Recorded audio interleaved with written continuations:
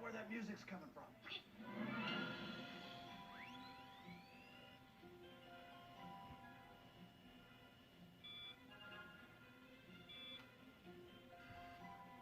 Santa, I've got our new locator.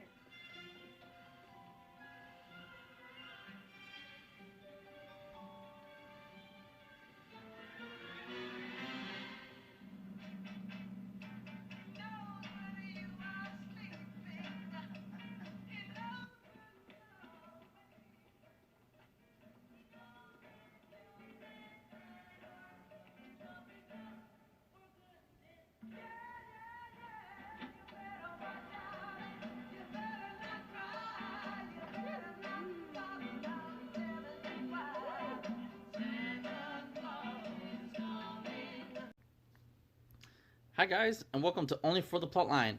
Sorry we've been out for a couple weeks, just, Thanksgiving and getting ready for the holiday season. I am joined today with my cat, Charlotte Brown.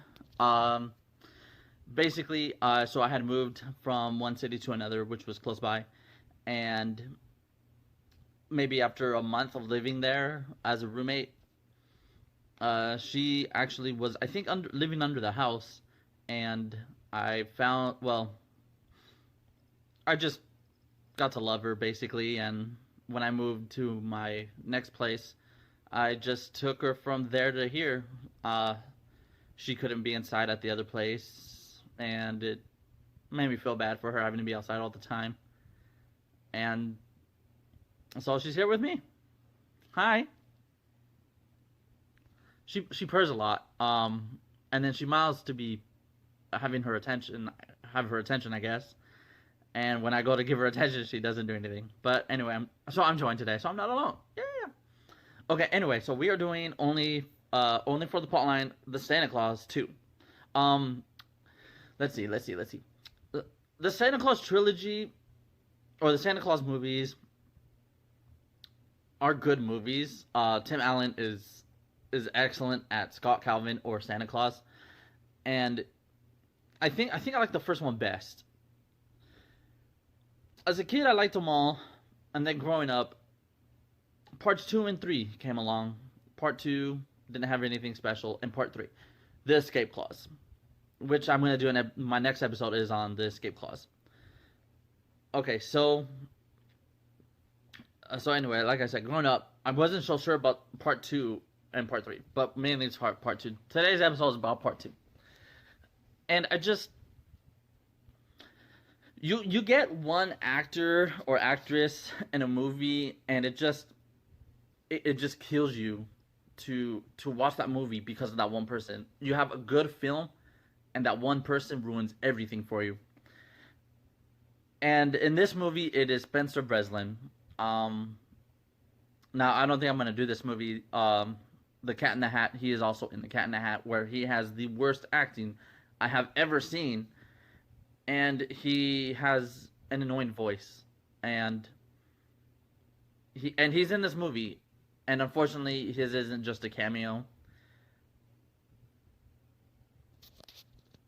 And it's just, I had to suffer. I have to suffer his character to watch the movie. So okay, so we have the first scene here of the first scene. So for those of you that don't know, so Santa. Well, okay, I don't want to say too much about the movie. So Santa basically has to get a wife, and his son Charlie is on the naughty list. So he has to kind of fix being a dad now to Charlie, and having to deal with Charlie's Principal Newman, while also having to deal with the problems of not being at the North Pole. Okay, so this is the beginning of the movie. A plane is overhead the North Pole for some reason. I'm not sure why. I don't think it ever explains why. And the elves have to make sure that they go into basically quiet mode. And so there's 4 of them, and during that time where they're getting even to the one, Santa gets dressed. He goes to find out what the situation is, and then he says, he says it's a partridge in a pear tree, but you know it's a plane overhead. So take us to ElfCon 1. So you know they're silent as possible. Uh, Amazingly, there's a siren blazing for a little bit before it goes away. And okay, let's see. So there's quite a few things to kind of nitpick this scene here.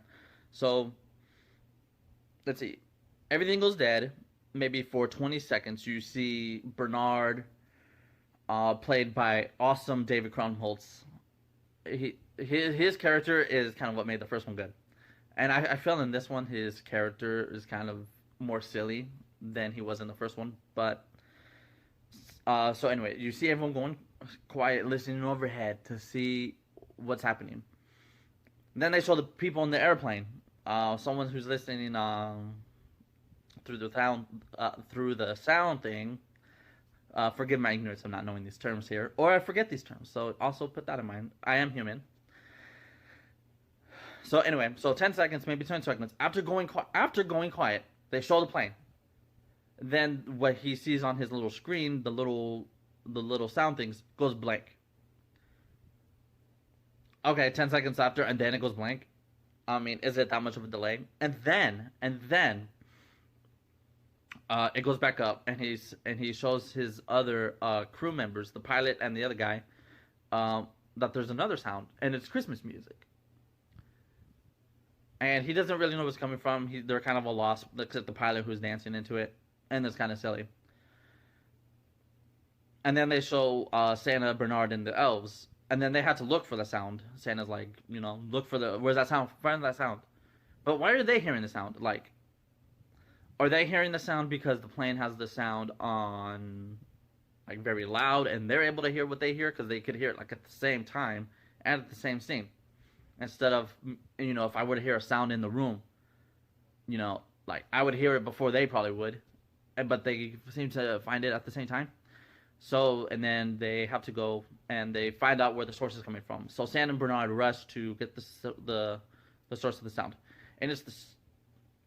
I don't want to say that. This is a family channel, and they find Spencer Breslin's character Curtis dancing. Well, he's more or less like moving his legs, I guess, and woo, you know, to the music of the Santa that's singing quite loudly after the sirens die down, but the siren lights are still going. They find him there, listening to it. You know, I didn't break any of the rules. According to the Santa handbook. The handbook? Curtis, do you go creepy with that thing? It says elves are encouraged to listen to music. Makes them more creative, productive, and more alert. Look out! Okay, we're on the same scene, like right after the other. Did you hear Curtis? Did you hear his excuse? I didn't break any rules according to the Santa handbook.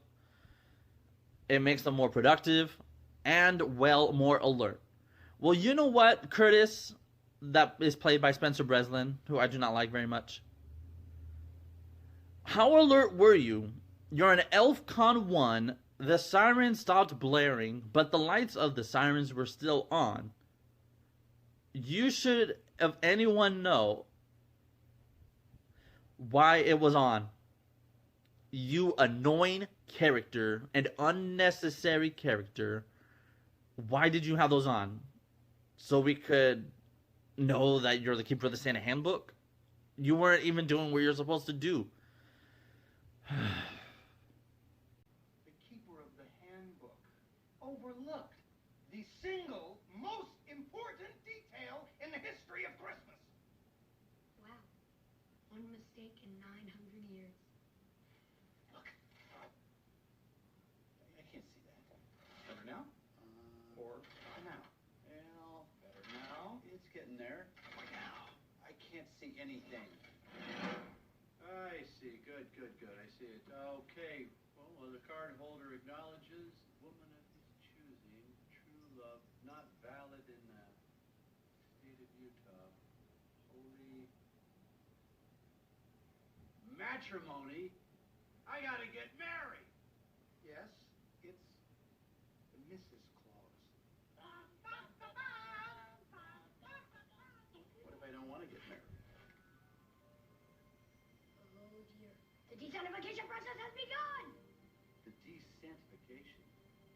Are you telling me that in that clause it says that if I don't get married, I don't get to be Santa anymore?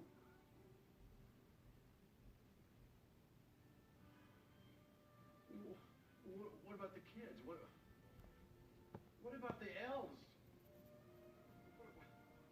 What about you guys? It's not completely hopeless, sir. You still have time to find a wife. Well, how much time do I have, Curtis? 28 days. 28 days. So I've got to find a wife by Christmas.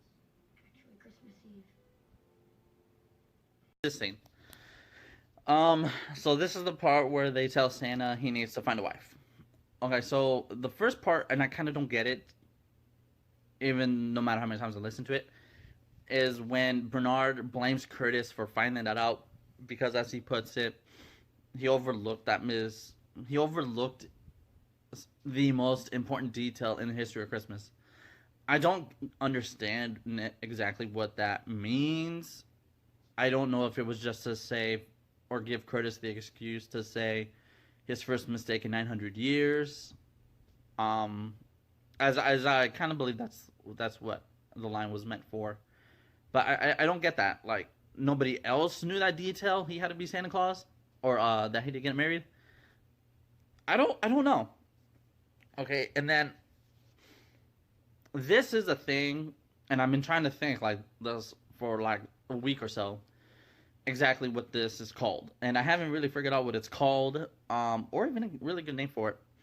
And I've been trying to think of examples. Okay, so this is what I'm gonna maybe just say: the pre-knowledge consequence.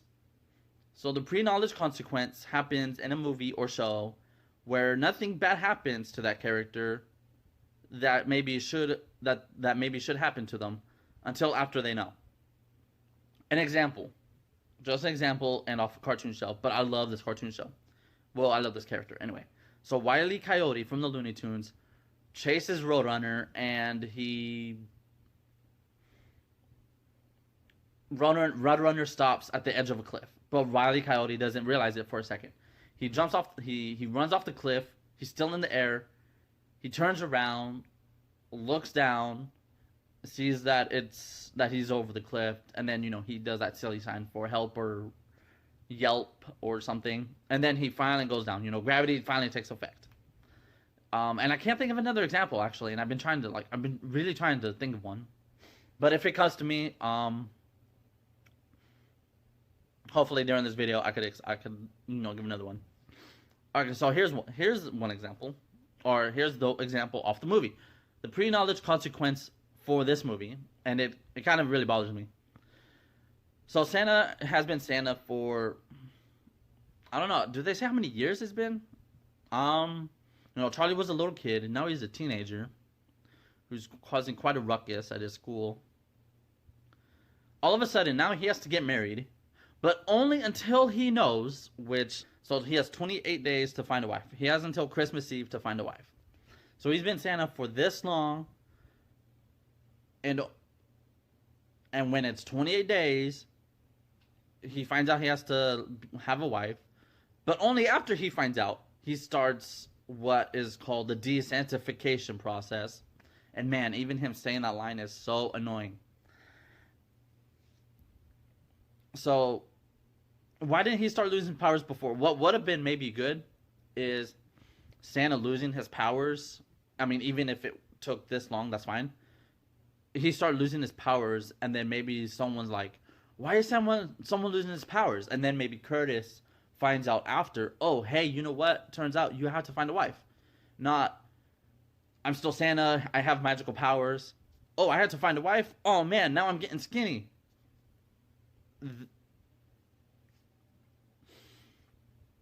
No, man. No. Before you go, take a look at your watch. Hey, can't go anywhere without that. I've done some work on it. It's beautiful, Bernard. It really is. You like it? I love it. The workmanship is fabulous. I love the little burnish stuff. I've added a power reserve that measures how much magic you have left. It's at 10 now. Yeah, well, that should be enough. But If at any time you use up any magic for any reason, the level drops. Santa, if it gets to 0, you won't be able to return to the pole. Then let's not let it get to 0. Hi. I was really good this year. Is that so? Are you absolutely sure about that, Pamela? I want to go have Santa in the swimming pool. Swimming? I'm sorry, she just insisted on talking to you. It's not a problem. Tell you what.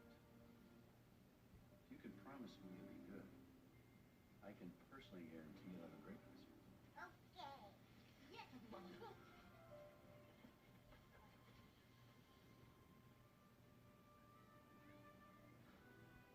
Kids get so nutty this time of year. Is she a neighbor or something? No. How did you know her name? The necklace said Pamela on it. Oh, I guess I missed that. I'm gonna go check on this group.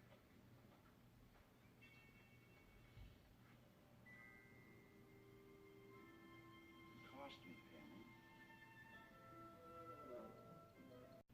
All right, guys. Where my partner or my little special guest wanted to move because she's now looking at my hamster. Okay, so Bernard gives Santa a watch. Starts at 10, and it's to help Santa get back home to the North Pole. Apparently, he's gonna take one of the reindeer down to where Charlie is because Santa found out Charlie's been naughty, and he has to go down to be a dad. So after he's done talking with Pamela, we see the watch is still at 10. So it didn't take any magic for the reindeer to get to where they are, but it's going to take magic to get to where they are back to the North Pole, because it didn't go down anything to get there. So why would it take on the way back? So anyway, so after talking to Pamela, it went from 10 to 9. Because she was asking for a couple nice things, but he said she'd have to be good the rest of the time, and he'd personally guarantee her a good Christmas. That wasn't for a while away, so the promise wouldn't take effect kind of until he was already back at the North Pole. So I don't exactly understand why the watch went down 1, unless it was just to show that's later, Santa's not going to have any magic because he already did some nice stuff on the way there. And actually, the watch goes down later than it should, or it's just something that we didn't get to see. All right, I'll stay. So, Mr. Andretti, what do you got? I think you're going to like it.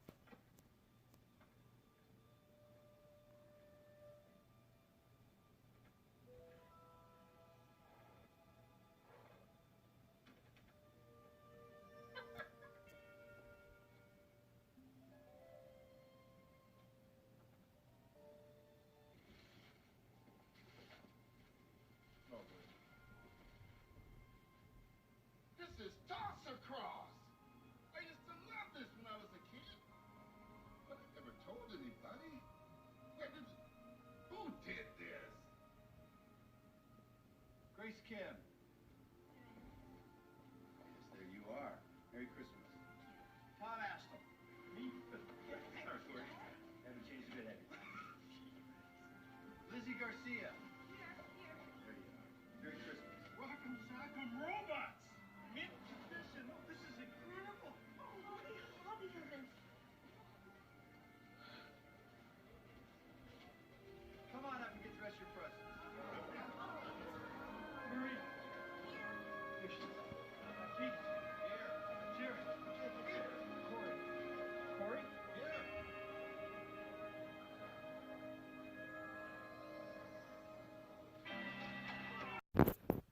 Okay, so Scott Calvin, or I guess that'd be, well, anyway.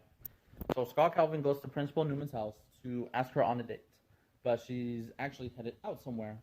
But she's headed to the faculty Christmas party, which he invites him to go to, since he was just gonna drop her off and then pick her up later. He might as well just go. So he turns his SUV that he's borrowing from what was his name? What was their name? From his ex-wife and Neil. They had like a SUV of something, a SUV of some type or van, and it's kind of embarrassing for the dates and stuff. But he turns it into a horse-drawn sleigh, so it goes from 9 to 6. And the first time was with the Pamela's thing, and then on their way to the party, I just didn't show the scene. They're talking. Then he's ended up making it snow. Only in their spot, but as a movie in their spot. So maybe it went from 6 to 4, or maybe 5. But a little snow, really? I promise went until 1. Changing your transportation went 3. And maybe snow went 1 or 2. So anyway, at the Christmas party, it's pretty boring, and he actually does a pretty nice thing. He plays the secret Santa and lets everybody, have some of their childhood. And it's at 4, and it goes to 2. I don't understand the logic in this. I really don't. And I didn't show this clip, but afterwards, he gives Principal Newman a Christmas gift as well, because the principal needs a gift. And it turns out to be like the same doll that they were talking about on the way to the party. And then he's already about to kiss the girl.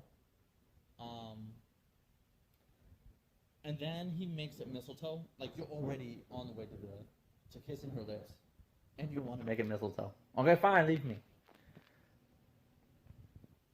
So I don't know if he used up any more magic just to make a mistletoe appear to do something he was already going to do. Although, in a sense, I guess it makes it more romantic, but still. Principal Newman? I mean, you don't even tell me about it. My whole life has become about secrets and I hate it.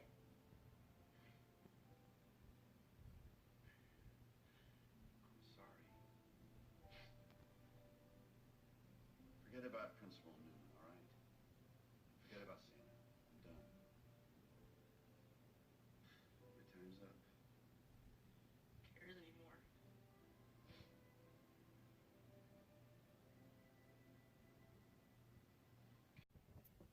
Okay, so after the Christmas party, Scott, Calvin, and the principal are hanging out at the principal's house. And, Charlie and his friends go to throw snowballs at their house. Then Scott goes out to tell the kids to stop doing what they're doing and just to leave them alone and just start behaving. Charlie gets upset that he's at the principal's house. Then Scott Calvin decides to tell her the truth, that he's Santa Claus. And that's why all the magical stuff was happening that evening. She thinks he's making fun of her, and she kicks him out. And then he goes to later talk to Charlie, and he's, saying his life is about secrets. And then he says he's done being Santa because he can't even get back home. But it ended at 2 last time, after the gifts. And did the mistletoe cause you to? Because you still have something. And then you have the reindeer, but the reindeer ended up being fat, which I don't have the clip for because he ate all that candy. So things were missing. Where did the magic go? He should have gone back home to the North Pole when he needed to. It just, this movie plotlined itself. What happened with the magic in his watch? So that is my only For the Plotline rant for the Santa Claus 2. Thank you guys. I'm gonna have part 3 up, or the next episode up, which, like I said, is already about the escape clause, part 3 of the Santa Claus. I'll have that up by Christmas, which is what, like 3 days, 2 or 3 days, depending how you look at it. So I'll see you guys for the next episode, guys. Thanks for watching.